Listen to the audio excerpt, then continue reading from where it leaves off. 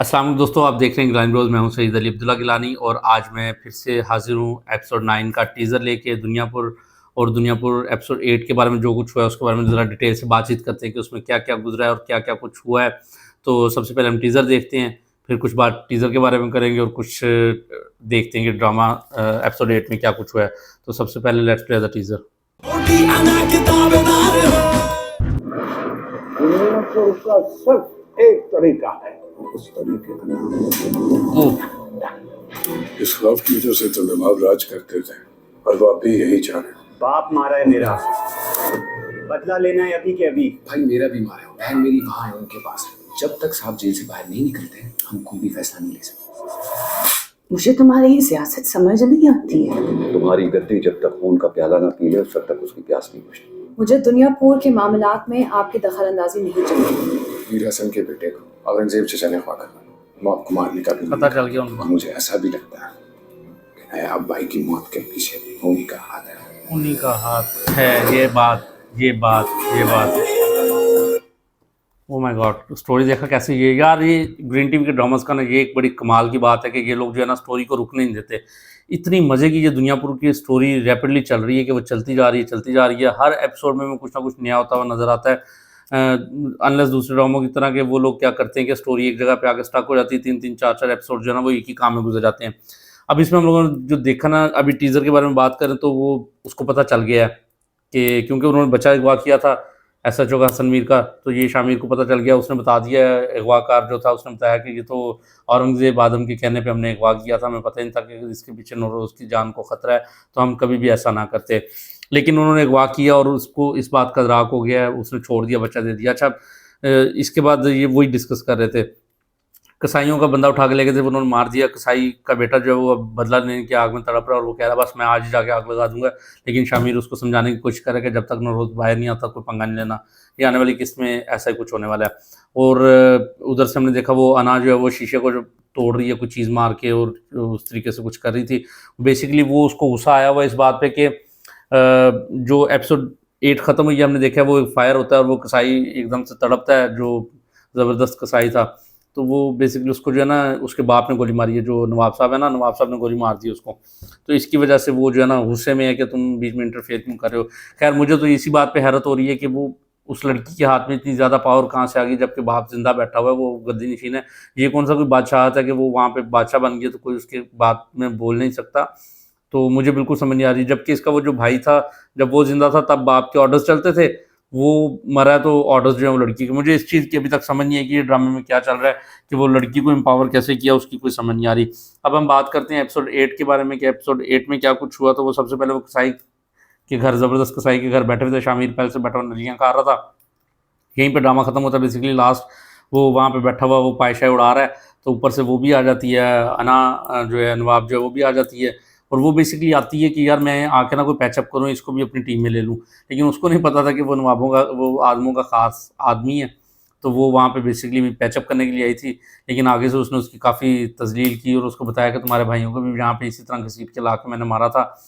तो वो इस वजह से काफ़ी जो है ना वो नाराज़ होकर उठ के चली गई। इसने खैर जाते हुए भी उसको तमस्कर किया कि खाना खा के जाना, लेकिन वो चली गई। अब वापस घर जाते हैं तो वो जो उसका चाचा है, वो चाचा नहीं है लेकिन वो पता नहीं क्या है, उसका नाम भी नहीं मुझे आता। वो जो बंदा एक इसके साथ फिर रहा है, वो खैर उनके वो जो है ना फोर्सेस को चीफ कह लो आप, उसका चीफ ऑफ स्टाफ वो नहीं, चीफ ऑफ स्टाफ, हाँ। तो वो जो चीफ ऑफ स्टाफ है ना, वो बेसिकली ये आगे उसके ऊपर गुस्सा होने लग जाती है कि तुमने मुझे क्यों नहीं बताया कि वो तो बी पार्टी के बंदे हैं, तुम मैं उनके पास ना जाती। तो उसने कहा जी आपने तो मुझे बोलने का मौका ही नहीं दिया। फिर उसको वो वहाँ से कह के निकलती है कि मुझे जो है ना ये शामिर आदम और दूसरा कौन था, हाँ, ज़बरदस्त कसाई, ये दोनों मुझे जो है ना दुनियापुर में नहीं चाहिए। वो कहता है ठीक है। शाम को जो है वहाँ पे, अच्छा, फिर उसके बाद सीन चेंज होता है। वो शामिर जो है मिनिस्टर को मिलने चला जाता है। वो मिनिस्टर जो है पहले इसका नौरोज़ आदम का बड़ा वफादार रहा होता है, पैसे शैसे खाया हुआ है उसने, सारा कुछ है। लेकिन वो वक्त बदलता है तो वो उसके बेटे को भी मिलना गवारा नहीं करता और वो उसको कहता दफ़ा हो यहाँ से, उसको नहीं मिलना चाह रहा होता। तो उसका स्टाफ वगैरह भी उसको जो है वो इग्नोर करवा देता है। फिर वो फिर भी अंदर घुस के उसको फ़ोन कह के अंदर पहुंच जाता है, उसके पास जाकर उसको चपेटे कराता है, उसको लेटर देता है बाप का। और पता नहीं उसमें अब क्या लिखा हुआ था। खैर उसमें डीआईजी के ट्रांसफ़र के ऑर्डर थे बाय नौरोज़ आदम और उसने ऐसा ही किया। उसने उसको प्रेस पर उसकी धमकी लगाई कि अगर तुम मेरी बात नहीं मानोगे तो तुम्हारी नौकरी चल जाएगी, तुम्हारे सारे मीडिया के सामने आ जाएगा, ये वो सारा कुछ इस किस्म का कुछ उसमें थ्रेटनिंग लेटर था वो। और उसको पढ़ के उसने फटाफट डीआईजी के अकाउंट में उसके बाद वो दिखाते हैं डीआईजी को, और वो थैंक यू कर रहा होता है नवाब साहब का कि आपने मेरे दुबई वाले अकाउंट में पैसे लगवा दिए, बड़ी मेहरबानी। लेकिन साथ ही उसको ऑर्डर्स मिल जाते हैं कि तुम्हारा ट्रांसफ़र हो गया। उसी असना में जो है वहाँ पे हम देखते हैं कि वो नेक्स्ट सीन्स आते हैं अना के पास, जो है ना अना नवाब के पास, जो सारे इलाके के ताजर तुजर इकट्ठे होकर आ जाते हैं और वो कहते हैं कि भाई आपने तो उनसे पंगा ले लिया कसाईयों से, ये वो तो हमारा जीना आराम कर देंगे।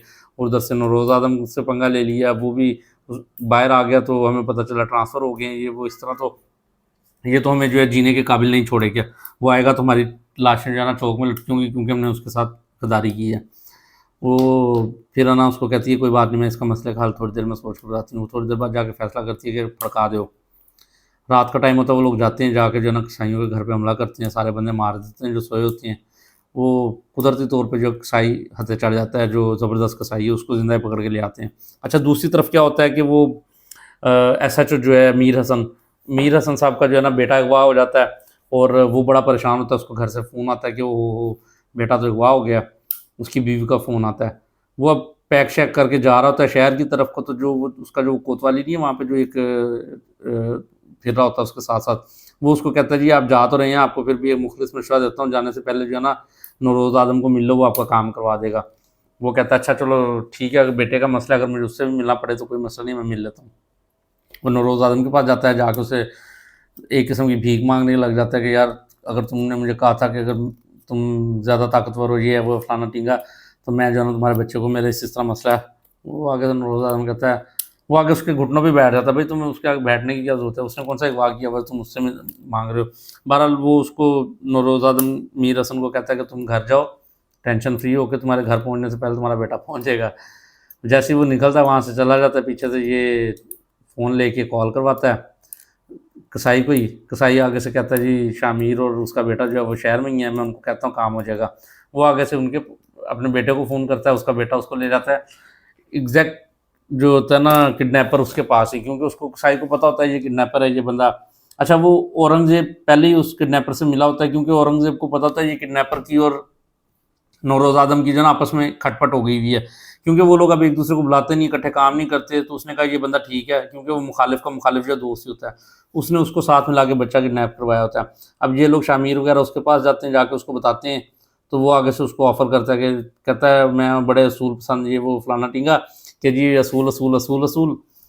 तो पहले जो हमने देखा वो एक नौरोज़ आदम का बड़ा ही वहशियाना और विलन वाला रूप है, उसको आहिस्ता आहिस्ता वो सॉफ्ट करते जा रहे हैं कि मतलब पहले तो आप किसी को भी रख के मत्थे पे ठा गोली मारते और कर देते हो, अब आपको असूल बड़े याद आ गए, अब आप असूल वाले बन गए हो। तो ये बात मुझे हज़म नहीं हुई। बहरहाल वो उसका बेटा उसको दे देता है और वो बेटा घर चला जाता है। मीर हसन का बेटा जो था उसके घर पहुंच जाता है, और वो शामिर जो उसके घर ही बैठा होता है, जब वो पहुंचता है वहाँ पे उसके बेटे को हैंड ओवर करता है और उसको कहता है जी मुझे थैंक यू ना को, जाके उसको थैंक यू कहना। उस असना में हम लोग देखते हैं कि वो ज़बरदस्त कसाई को जो है गधे पे बिठा के जो है ना पूरे गांव का चक्कर लगवाते हैं मुँह काला करके, और साथ साथ लाउड स्पीकर के ऊपर कहते हैं जिस बंदे ने भी आदम्स का साथ दिया वो उन लोगों के साथ ऐसा ही सलूक किया जाएगा। और अब हम टीज़र में हमने देखा कि पीछे से नौरोज़ आदम की आवाज़ आ रही होती है कि ये लोग पहले भी इस तरह डर फैला के डरा के लोगों को हुकूमत करते थे, तो ये अब फिर से वही वाला डर और खौफ जो है मुआशरे में फैला रहे हैं, इलाके में फैला रहे हैं। तो जब उसको जो है ना फिर से डरा रहे हैं लोगों को, तो इसका मतलब है वो उसको छोड़ देगा, उसका वो वहाँ से निकल आएगा उसमें से। अच्छा, वहाँ पे जो अब वो उसको पकड़ के ले आती है अना जो है, और उसको वहाँ पे बड़ा एक डायलॉग साथ जाती है ऑपरेशंस के ऊपर। ये बड़ी बात है, पहले भी जब उन्होंने वो शमशेर ने अटैक किया था नौरोज़ और ये मीर हसन की गाड़ी के ऊपर, तब भी वो साथ गई थी अटैक के ऊपर और शामिर को वहाँ से बचा के ले आई थी। इस दफ़ा जो है ये कसाई को बचा के ले आई है, ज़िंदा पकड़ के ले आई है, और आके उसको कह रही है कि बातचीत उससे कर रही होती है, उसको डरा धमका रही होती है कुछ ना कुछ। तो पीछे से जो है ना नवाब साहब आके गोली मारेंगे, जहाँ पे ड्रामा की एपिसोड ख़त्म हो जाती है, लेकिन ये गोली जो है नवाब साहब आके इसको मारेंगे, और उसके बाद नवाब साहब की और इसकी आपस में लड़ाई होगी, और ये उसको कहेगी तुम्हारी इंटरफेरेंस जो मुझे बिल्कुल पसंद नहीं है, तुम अपने अपने हुजरे तक महदूद रहो। उधर से अच्छा उसकी बीवी जो है नवाब की जो पहली बीवी है वो जो है औरंगज़ेब के साथ इन टच है, और उसके साथ बातचीत में है कि उससे कह रही कि यार ये क्या हुआ, हमने प्लान तो कुछ और किया था, ये तो कुछ और बनता जा रहा है। और दूसरी तरफ जो है शामिर आके अपने बाप को बताता है कि क्योंकि उसको किडनैपर ने बता दिया होता है कि मैंने तो औरंगज़ेब के कहने पे किडनैप किया था। तो अब और शामिर आके बताएगा नौरोज़ को कि जी ये किडनैपिंग जो है औरंगज़ेब ने करवाई है, और मुझे जहाँ तक लग रहा है कि वो शमशेर, उसका जो बड़ा भाई था शमशेर था, क्या नाम था, शहरोज़, उसको मारने में भी जो है ना मरवाने में भी ये औरंगज़ेब चाचा का हाथ है।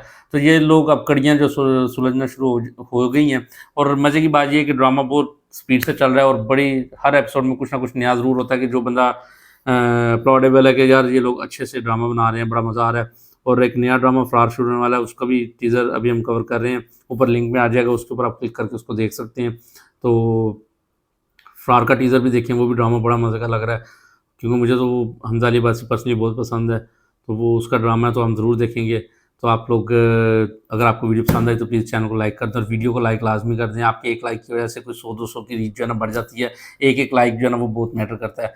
थैंक यू सो मच पूरी वीडियो देखने के लिए। अपना ख्याल रखें, इस चैनल का भी। अल्लाह हाफ़िज़।